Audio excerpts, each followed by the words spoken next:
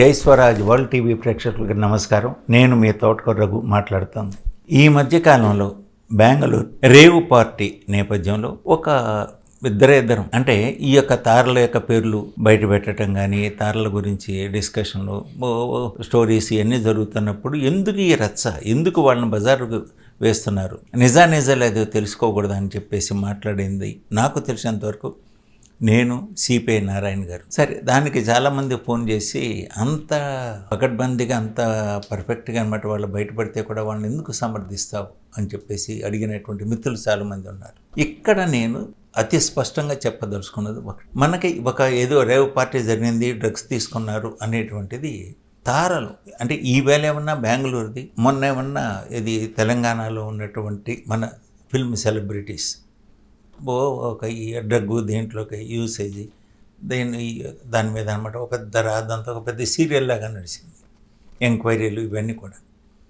అలాగే షారూఖ్ ఖాన్ కొడుకు, Jackie Chan కొడుకు, అంటే ప్రపంచవ్యాప్తంగా ఈ యొక్క డ్రగ్ అనేటువంటిది రాగానే సినిమా సంబంధించినటువంటి వాళ్ళ గురించే మాట్లాడుకుంటారు.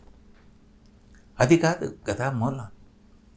ఈ డ్రగ్ ఎక్కడి నుంచి వస్తుంది, అసలు ఎందుకు వస్తుంది, దీని పర్పస్ ఏమిటి అంటే చాలామంది ఇప్పుడు ఒక సినిమా వాళ్ళు ఎంతమంది ఉంటారు, ఎన్ని ఫ్యూ హండ్రెడ్స్ థౌజండ్స్లో ఉంటారు. ఇది మొత్తం ఒకటి ఈ డ్రగ్స్ తీసుకునేటువంటి వీళ్ళు కానీ ఏదన్నా ఉంటే దేశవ్యాప్తంగా. కానీ అది ఒక ఇంటర్నేషనల్ ర్యాకెట్, అది నడుస్తోంది. అది ఎవరు నడుస్తున్నారు, ఎందుకు నడుస్తున్నారు, దాని వెనకాల ఉన్నటువంటి డ్రగ్ మాఫియా ఎవరు అంటే ఇంటర్నేషనల్ పాలిటిక్స్ అంటే ఎల్టీటీ అంటే రకరకాల వెర్షన్స్ వినిపిస్తున్నాయి. ఒక లింగం అని చెప్పేసి ఒక ఆయన పేరు ప్రముఖంగా వినపడింది. ఆయన అప్పుడు ఒక తెలుగు తమిళ స్టార్కి అనమాట మేనేజర్గా పనిచేస్తున్నాడని చెప్పారు. అట్లాగే క్రిస్టియన్ ఫాదర్స్, క్రిస్టియన్ నొబిసాలు వాళ్ళ యొక్క పాత్ర కూడా ఉంది దీని వెనక. అంటే ఎల్టీటీఈ మళ్ళీ పురుడు పూసుకుంటుంది, మళ్ళీ వేలు ఉణుతుంది.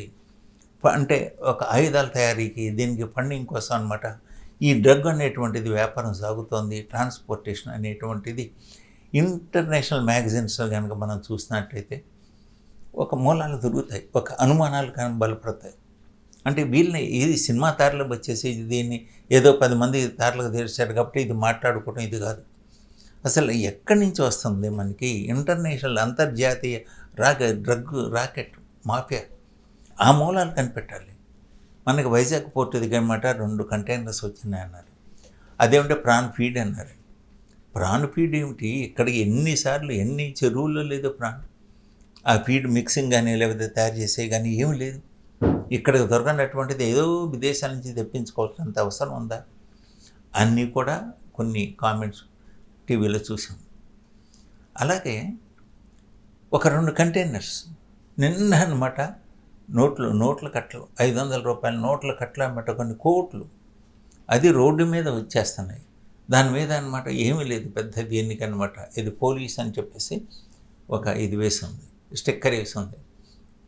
అంటే అన్ని కోట్ల రూపాయలు 2 వెహికల్స్లో వస్తుంటే, ఎక్కడి నుంచో దూరం నుంచి వస్తుంటే దాన్ని అనమాట వాటిని అటాక్ చేయలేరా అంటే దాన్ని అదే కనుక గవర్నమెంట్ ఎంత పకడ్బందీగా అంత పెద్ద హ్యూజ్ అమౌంట్ని, అదే రిజర్వ్ బ్యాంక్ ఆఫ్ వాళ్ళ డబ్బులే కనుక అయితే, బ్యాంకు డబ్బులే అయితే అనమాట, దాని ముందు ఎంత ఆఫ్టర్ ఆల్ మన ఏటీఎంలు అనేటువంటి మనీ చేంజ్ చేయడానికి అన్నమాట ఎంత పకడ్బందీగా తీసుకొస్తారే. అలాంటిది అనమాట అన్ని కోట్ల రూపాయలు అన్నమాట 2 ట్రక్కుల్లో తీసుకొస్తుంటే అలా సీదా సాదాగా వదిలేస్తారా. ఆ వైజాగ్ పోర్టుకు వచ్చినటువంటి ఆ ట్రక్స్ ఏమిటి, ఈ ట్రక్స్ ఏమిటి అనేటువంటిదా ఆ 2 రోజులు హడావిడి, ఆ తర్వాత లేదు. అసలు ఎందుకు దాని మూలాల నుంచి అనమాట ఎవరు ఎందుకు దాని గురించి అనమాట అంటే ప్రభుత్వం కానీ లేకపోతే ఈ యొక్క ప్రచార సాధనాలు కానీ ఎందుకు దాన్ని అంతటితో వదిలేస్తారు, అవి చిన్న ఇష్యూస్ కాదు. అలాగే రేవ్ పార్టీ అక్కడికి వచ్చేసి ఎవరు వెళ్తారో దాన్ని తీసుకున్నటువంటి వాళ్ళు 1-2 వాళ్ళు ఎంజాయ్ చేయటం, ఇవన్నీ ఆ డ్రగ్స్ ఎక్కడి నుంచి వస్తున్నాయి, ఎవరు దీన్ని వెనకాల ఉన్నారు, అది వ్యాపారం యొక్క మూలాలు ఏమిటి అనేటువంటిది కదా ఇన్వెస్టిగేట్ చేయాలి. అది దేశ భద్రతకి, ఒక టెర్రరిజానికి సంబంధించినటువంటి ఇష్యూస్. అంటే ఎంత యథేచ్ఛగా అనమాట భారతదేశంలో జరుగుతుంది అనేటువంటిది మనకి తెలుస్తుంది. అంతేగాని ఒక చిన్న ఏదో 2 తారల పేర్లు వాళ్ళు కూడా ఏమిటి అవుట్డేటెడ్ స్టార్స్ అని, అంటే వాళ్ళని కించపరచాలని కాదు, ఎవరో ఉన్న ఇద్దరు తారలు, వాళ్ళిద్దరు అనమాట ఉన్నారా లేదా, అది వాళ్ళ బ్లడ్ శాంపిల్స్లో బయట కనిపించినాయి అనుకోండి, అది వేరే విషయం. కానీ అంతకు మించినటువంటి సీరియస్ ఇష్యూ అది. ఈ తారలకను దీనికి సంబంధించిన విషయం కాదు. అదేదో ఒక ఆకతాయి పిల్లలు అన్నమాట ఏదో ఎంజాయ్ చేసి ఇచ్చేసినటువంటి కాదు. ఎవరు సప్లై చేస్తున్నారు, ఏంటి చైన్ నెట్వర్క్, ఆ డబ్బులు ఎక్కడికి వెళ్తున్నాయి అంటే ఇసుక అంటే దాని యొక్క ఈ ఫిల్మ్ ఇండస్ట్రీ అన్నమాట వందల వేల కోట్ల రూపాయలు ఇన్వెస్ట్ చేసి సినిమాలు తీస్తున్నారు, ఎక్కడ కూడా తీస్తున్నారు. ఎలా అంటే ఎక్కడి నుంచి ఇదంతా కూడా బయట అవ్వడానికి జరిగేటువంటి మార్గాలు ఇది ఒకటి కూడా. అలాగే ఇసుక దందాను మట్టి దందాల దగ్గర ఉన్నటువంటి డబ్బులు కూడా వాళ్ళకు కూడా పాత్ర ఉంది అని చెప్పేసి కొన్ని కథనాలు వస్తున్నాయి. అది ఊసిపోక అనమాట వీళ్ళు క్రియేట్ చేసిన హైప్ కోసం చేసినట్టు స్టోరీలు లేదా యథార్థాలు ఉన్నాయా అనేటువంటిది తెలుసుకోవాలి.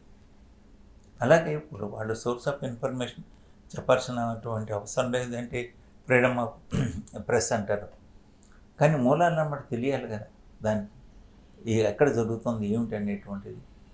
ఆ చిన్న విషయాన్ని అనమాట వదిలేసేసి అంటే గోరంత దాన్ని అనమాట కొండంత చూపిస్తున్నా కానీ నిజంగా కొండల్లో పెళ్లి చేసి దేశ సమగ్రతకి సవాలు విసురుతటువంటి ఈ డ్రగ్ మాఫియాని యొక్క అంతు చూడాలి కదా, దాని గురించి మాట్లాడండి. అది హాట్ టాపిక్, అది డిస్కషన్ మేము చెప్పదలుచుకోండి. అది అలాగే తారలు అన్నారు, ఒక త్రిషాలు వేసి ఒక విజయ్ ఇంటి ముందు రోడ్డు మీద డ్యాన్స్ చేసింది, అదో పెద్ద కలకలం, ఎందుకంటే డ్రగ్ తీసుకుని చేసింది అన్నట్టుగా. అలాగే చాలామంది తారలు మన వాళ్ళు పేర్లు వినిపించినాయి, బట్ అది కాదు, వాళ్ళు సేవించడం అనేటువంటి తీసుకోవటం అనేది చిన్న ఇష్యూ. బట్ ఎక్కడి నుంచి వస్తుంది, ఎలా వస్తుంది, ఫిల్మ్ ఇండస్ట్రీ దగ్గరికి ఎందుకు పంపిస్తున్నారు వాళ్ళు, ఫిల్మ్ ఇండస్ట్రీకి గాను దానికి డ్రగ్ మాఫియాకు ఉన్నటువంటి సంబంధం ఏంటి, సినిమా ఇండస్ట్రీ బట్టి కొన్ని కోట్ల రూపాయలు వ్యయంతో అనమాట తీస్తున్నటువంటి వరల్డ్ మార్కెట్ అయిపోయింది. దాన్ని వేదికగా చేసుకుంటున్నారు వీళ్ళు, అంటే డ్రగ్ దీనికి కానీ మనీ యొక్క ల్యాండింగ్ కానీ దేనికి కానీ ఆ యాంగిల్లో మనం ఆలోచించాలి, ఆ యాంగిల్లోనే మనం విశ్లేషించాలి. అది నేను చెప్పదలుచుకున్నాను.